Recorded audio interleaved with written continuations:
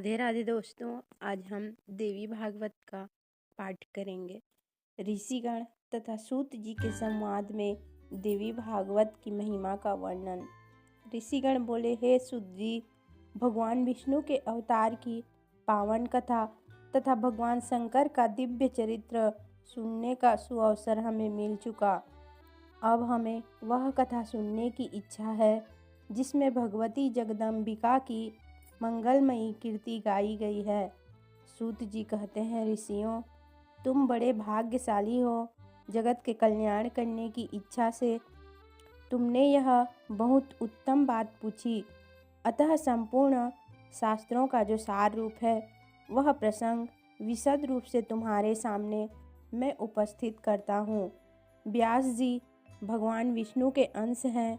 पराशर जी उनके पिता और सत्यवती माता हैं। व्यास जी ने वेदों का 4 भागों में विभाजन करके उन्हें अपने शिष्यों को पढ़ाया। 18 पुराणों की रचना करके उनको मुझे पढ़ाया। महाभारत की कथा भी सुनाई। उसी समय भक्ति और मुक्ति देने वाला देवी भागवत नामक पुराण रचा। स्वयं उसके वक्ता बने और राजा जन्मेजय को श्रोता होने का सुअवसर प्राप्त हुआ।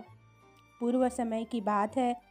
जन्मेजय के पिता राजा परीक्षित को तक्षक सर्प ने डस लिया था।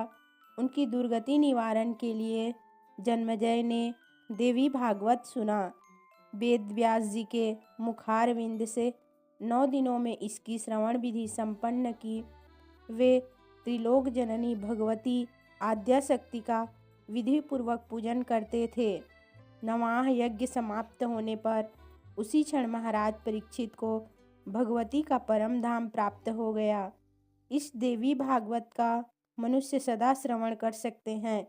अश्वनी, चैत्र, वैशाख और जेठ के महीने में तथा 4 नवरात्रों में सुनने से यह पुराण विशेष फल देने वाला होता है। नवरात्र में इसका अनुष्ठान करने पर मनुष्य सभी पुण्य कर्मों से अधिक फल पा लेते हैं। अतः इसे नवाह यज्ञ कहा गया है। महान तप, व्रत, तीर्थ, दान, नियम, हवन और यज्ञ आदि करने पर भी मनुष्यों को जो फल दुर्लभ रहता है वह भी नवाह यज्ञ से सुलभ हो जाता है। अतः देवी भागवत सर्वोत्तम पुराण माना जाता है। जो पुरुष देवी भागवत के 1 श्लोक अथवा आधे श्लोक का भी भक्ति भाव से नित्य पाठ करता है उस पर देवी प्रसन्न हो जाती हैं। इसका पाठ और श्रवण करने वाला मनुष्य धर्म, अर्थ, काम और मोक्ष के फल का अधिकारी हो जाता है। एक बार भगवान श्री कृष्ण प्रसेन को खोजने के लिए चले गए।